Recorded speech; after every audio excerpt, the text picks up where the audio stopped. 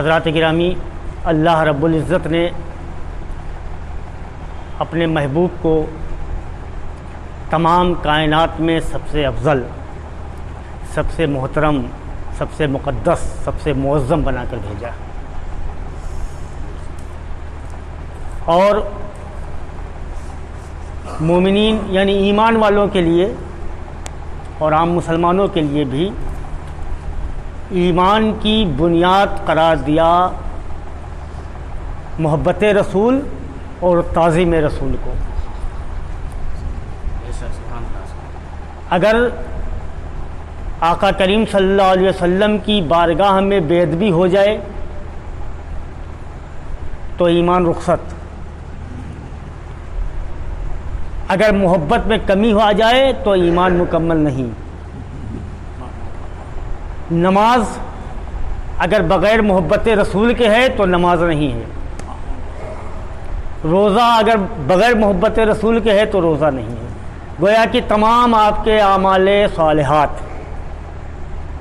اس وقت تک قابل قبول ہیں ہی نہیں جب تک اس میں محبت رسول شامل نہ ہو۔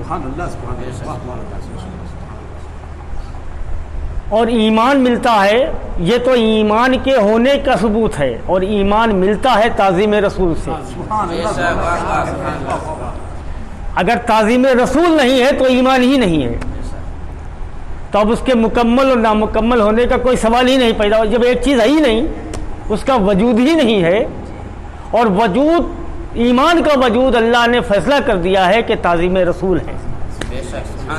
نہ نماز کو رکھا ہے، نہ حج کو رکھا ہے، نہ روزے کو رکھا ہے، نہ زکوٰۃ کو رکھا ہے، نہ آپ کے متقی اور پرہیزگار ہونے کو رکھا ہے، بلکہ تعظیم رسول کو ایمان کی بنیاد قرار دیا ہے۔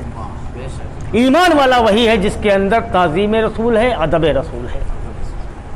جو آیت کریمہ میں نے تلاوت کا شرف میں نے حاصل کیا ہے، اس کے معنی بھی یہی ہیں۔ ارشاد ربانی ہے کہ اے لوگو، تم اپنی آواز کو نبی کی آواز پر اونچا مت کرو۔ حکم ہے، جس طرح یہ ہے کہ نماز قائم کرو، قرآن کی آیت ہے، حکم ہے۔ روزہ رکھو، حکم ہے۔ حج ادا کرو، حکم ہے۔ نہی عن المنکر، حکم ہے۔ اعمال صالحات کا حکم ہے۔ رشتہ داروں کے ساتھ حسن سلوک کا حکم ہے۔ صلہ رحمی کا حکم ہے۔ اسی طرح قرآن کی آیت حکم دے رہی ہے کہ اپنی آوازوں کو نبی کی آواز پر بلند مت کرو، اور آیت ختم کہاں پہ ہوتی ہے؟ ورنہ تمہارے اعمال تباہ کر دیے جائیں گے اور تمہیں خبر بھی نہیں ہوگی۔ یعنی آپ کے وہ اعمال، نماز، روزہ، حج، زکوٰۃ کس وجہ سے تباہ کر دیے گئے؟ تعظیم رسول میں کمی آ گئی، آواز بلند ہو گئی۔ اس آیت کا نزول اس وقت ہوا جب صحابہ اکرام نیا سمجھ لیجئے معاملہ تھا، اور عرب میں جہاں تک علم تھا ان کی زباندانی کے چرچے تھے، ان کی قابلیت کے چرچے تھے، ان کے قلم کے چرچے تھے، ان کی شاعری کے چرچے تھے، وہاں ان کی سرکشی کے بھی چرچے تھے۔ یہ سرکش قوم تھی عرب، اور ہر معاملے میں سرکش تھی، جنگ بھی کر لیتی تھی، لوگوں کو لوٹ بھی لیتی تھی، قتل بھی کر دیتی تھی۔ اسی طرح سرکش، جب انسان کے ذہن میں سرکشی پیدا ہوتی ہے تو اس کی آواز قدرتی طور پر بلند ہو جاتی ہے۔ صحابی کا درجہ پا چکے تھے، ایمان لا چکے تھے، سرکار کی غلامی میں داخل ہو چکے تھے، لیکن مزاجن سرکشی جو تھی، جو پیدائشی ان کے خون میں شامل تھی، اس میں کمی واقع نہیں ہوئی تھی۔ مقصد بے ادبی یا تعظیم نہ کرنا نہیں تھا، وہ مزاجی کیفیت تھی۔ حجر مبارک کے سامنے جاتے تھے اور آواز دیتے تھے تو ذرا زور سے دیتے تھے۔ سرکار کی طبیعت مبارک پر گراں گزرتا تھا۔ سرکار کی طبیعت مبارک پر گراں گزرنے والی بات کا فیصلہ فوراً ہی کر دیتا ہے اللہ تعالیٰ۔ سرکار خود نہیں کرتے، وہ تو رحمت للعالمین ہے، کوئی فیصلہ نہیں کرتے، فیصلہ اللہ رب العزت کرتا ہے۔ طبیعت پہ گراں گزری بات آیت نازل ہو گئی کہ نبی کی آواز پر اپنی آواز کو بلند مت کرو، ورنہ تمہارے اعمال تباہ کر دیے جائیں گے۔ اعمال تباہ کیے جا رہے ہیں کس بات پہ؟ کہ نبی کی آواز پر آواز بلند ہو رہی ہے۔ نماز کا غرور کیا معنی رکھتا ہے؟ روزے کا گھمنڈ کس معنی میں ہے؟ حج کا گھمنڈ کس معنی میں ہے؟ اگر تعظیم رسول نہیں ہے تو یہ سب بیکار ہے. قرآن کی آیت گواہی دے رہی ہے اعمال تباہ کر دیے جائیں گے. اعمال تو یہی ہیں. انہی اعمال پہ تو بخشش کا انحصار ہے. عام طور سے لوگوں کے ذہن میں تو یہی خیال ہے اور یہ سچ بھی ہے کہ انہی اعمال پہ بخشش کا انحصار ہے اور یہی تباہ کر دیے جائیں گے. کیوں؟ تعظیم رسول نہیں ہے. اب تعظیم رسول نہ کرنے والا آدمی اگر دعویٰ کرتا ہے کہ وہ ایمان والا ہے تو جھوٹ بول رہا ہے. اچھا، اور تعظیم کی کوئی حد نہیں ہے. تعظیم کی ہندی میں کہاوت ہے کہ آدر کی کوئی سیما نہیں ہے. جتنا آپ کر لیجئے گا وہ آپ کی اچھائی ہے. جس کا آپ کر رہے ہیں اس کی صحت پہ کوئی اثر نہیں. کم کریے، زیادہ کریے، اور زیادہ کریے، اور زیادہ کریے. آپ کی پہچان ہے کہ آپ ادب کتنا کر رہے ہیں، ریسپیکٹ کتنی دے رہے ہیں، اور اس کی کوئی سیما نہیں ہے. وہ آپ کے اندر کا آدمی ہے. آپ کے ضمیر آپ کو بتاتا ہے کہ نہیں ابھی ہم کم ہیں، نہیں ابھی ہم کم ہیں. وہ ضمیر، اور وہ ضمیر کیا ہے؟ وہی ایمان ہے. اور پکار کے کہتا ہے کہ ابھی ہمارا ادب جو ہے اس کا حق نہیں ادا ہوا. تو یہ آیت کریمہ جب نازل ہوئی تو ایک صحابی رسول ہیں جن کی آواز قدرتی طور پر بلند ہے. قدرتی طور پر وہ کوشش کرتے ہیں آہستہ بولنے کی، لیکن عادت پہ شمار ہے کہ وہ تیز بولتے ہیں. تو جب یہ آیت کریمہ نازل ہوئی تو وہ زار و قطار رونے لگے اور اپنے گھر کے باہر زار و قطار رو رہے. تو وہاں سے حضرت ابو ہریرہ رضی اللہ تعالیٰ عنہ کا گزر ہوا. تو آپ نے پوچھا کیوں رو رہے ہیں؟ تو اب صحابی رسول ہیں، دیکھیے فرماتے ہیں کہ میرے اعمال تباہ کر دیے گئے، میری قسمت میں جہنم لکھ دیا گیا. تو حضرت نے پوچھا کہ وجہ کیا ہے؟ تو کہنے لگے میری آواز بلند ہے، قدرتی طور پر بلند ہے، میں بارگاہ رسول میں تیز بولتا ہوں. یہ آیت میرے لیے نازل ہوئی، یہ آیت میرے لیے نازل ہوئی. میں کہیں کا نہیں رہ گیا. میں تو اب سرکار کو اپنا چہرہ بھی نہیں دکھاؤں گا. اور گھر کے اندر چلے گئے اور کوٹری بند کر کے زار و قطار رونے لگے. حضرت ابو ہریرہ بارگاہ رسالت میں حاضر ہوئے اور صحابی رسول کی کیفیت بیان کی. سرکار نے تبسم فرمایا اور کہا جاؤ ابو ہریرہ انہیں بلا کر لاؤ، بلا کر لاؤ. وہ گئے، دستک دی.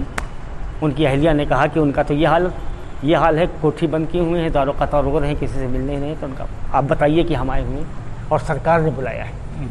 اب ظاہر سی بات ہے سرکار نے بلایا ہے تو دم مارنے کی گنجائش ہے نہیں. ساتھ میں آئے، سرکار مسکرائے اور فرمایا کہ تم کیوں رو رہے ہو؟ یہ رحمت اللہ عالمین، یہ تم کیوں رو رہے ہو؟ تمہارے لیے نہیں ہے، تم تو جنت میں میرے ساتھ رہو گے. اب یہ پاور بھی دکھا دیا.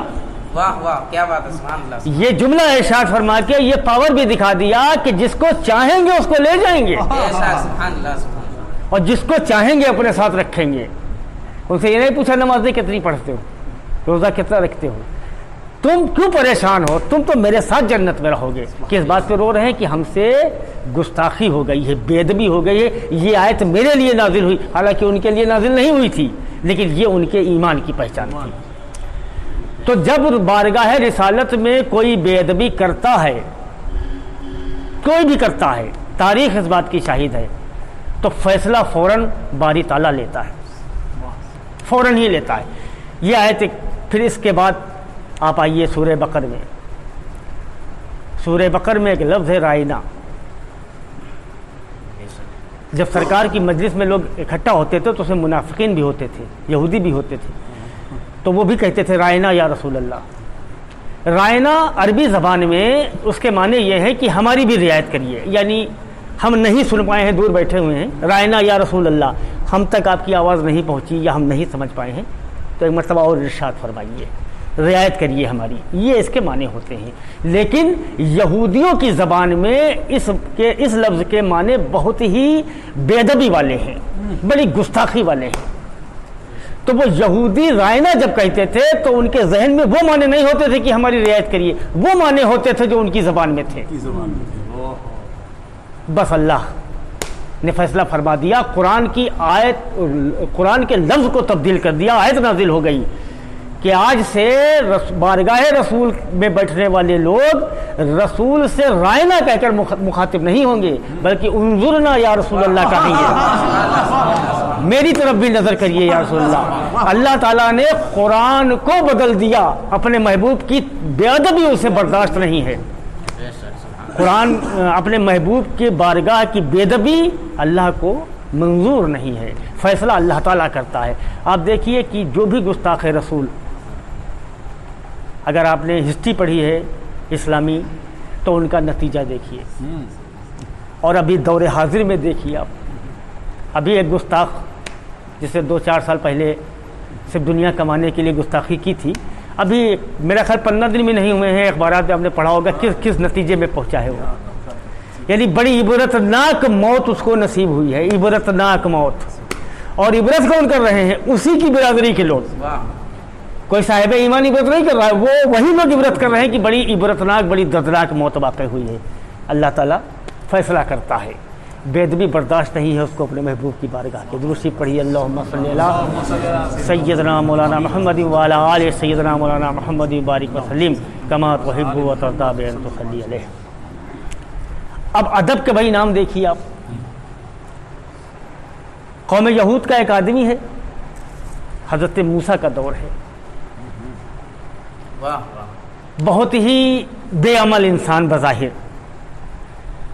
دنیا حضرت موسیٰ کی شرح میں جو بھی ناجائز ہے وہ سب کر رہا ہے, جو عبادت ہے اس سے بہت دور ہے.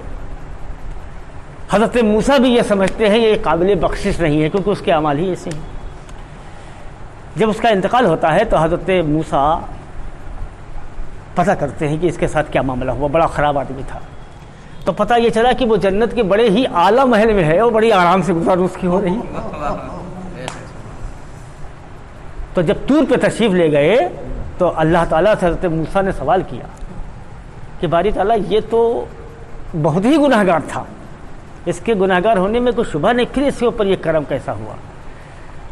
اللہ تعالیٰ نے فرمایا موسیٰ ایک مرتبہ اس کو ایک کاغذ مل گیا تھا سڑک پہ پڑا ہوا, اور اس پہ میرا اور میرے محبوب کا نام لکھا ہوا تھا. اس نے وہ اٹھا کے چوما اور کنارے رکھ دیا. مجھ کو یہ ادب پسند آ گئی, میں نے اس کے سارے گناہ معاف کر دیے, اسے بخش دیا. یہ ادب کا انعام ہے. نہ نماز نہ روزہ نہ حج زکات, بخش دیا گیا. کیوں؟ ادب میں. ادبی میں تو کیا.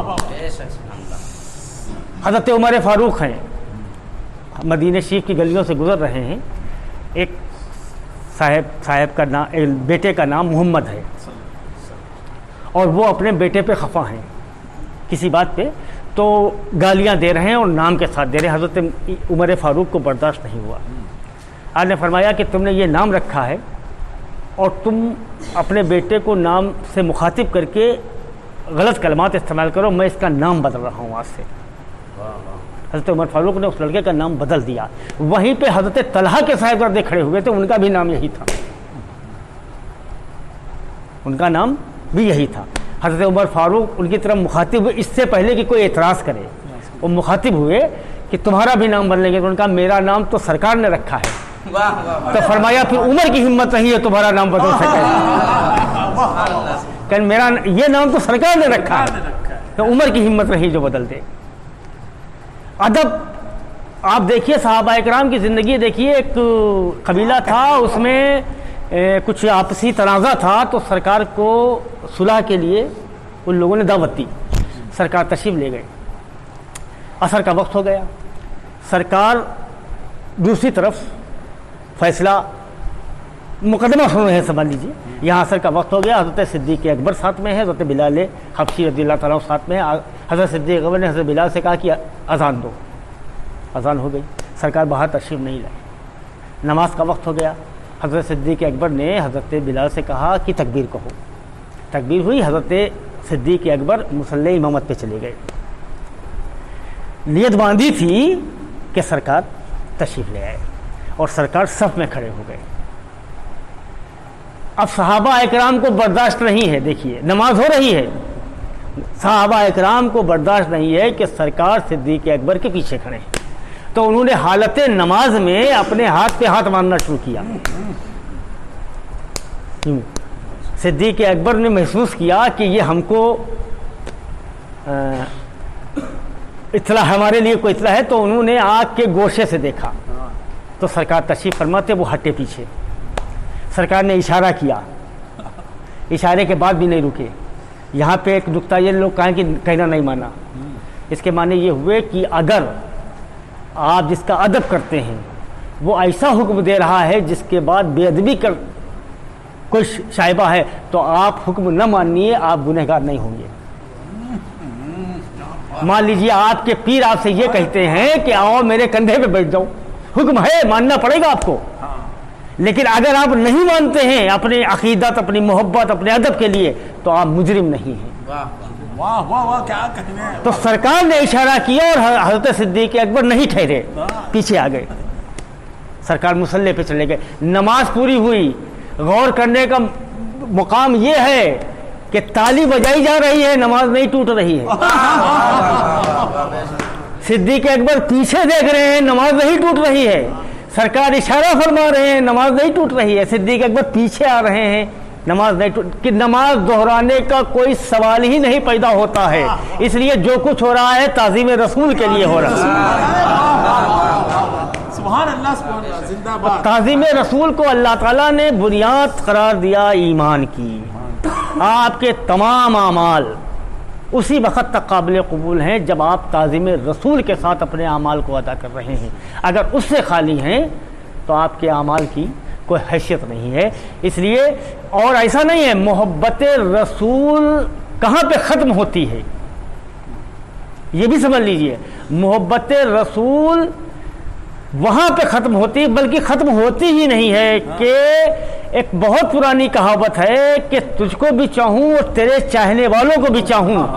यह है मोहब्बत की सही तारीफ। आपको रसूल से भी मोहब्बत करना है, रसूल की आल से भी मोहब्बत करना है, और रसूल के मोहब्बत करने वालों से भी मोहब्बत करना है। अगर आपने बुग़्ज़ रखा तो मुकम्मल नहीं है आप। और आपने देखा कि आले रसूल के साथ बेअदबी करने वालों का नतीजा क्या हुआ। कुरान पढ़ने वाले थे, नमाज पढ़ने वाले थे, रोज़ा रखने वाले थे, ला इलाहा इल्लल्लाह मुहम्मद रसूलुल्लाह पढ़ने वाले थे, लेकिन जहन्नुम की बशारत आ गई। उनके जहन्नुमी होने में कोई शुबा ही नहीं। हक है। आले रसूल की बेअदबी की, आले रसूल की ताज़ीम नहीं कर पाए, आले रसूल के मुकाबले पर आ गए। कुरान इधर भी था, कुरान उधर भी था। फ़र्क ये था कि ये साहिब कुरान थे, वो सिर्फ कारी थे। तो साहिब कुरान की तो ताज़ीम करना ही पड़ेगी कारी को, तभी उसकी बख्शिश और मग़फ़िरत है। दुरूद पढ़िए, अल्लाहुम्मा सल्ली अला सय्यिदिना मोहम्मद व अला आलि सय्यिदिना मौलाना मुहम्मद।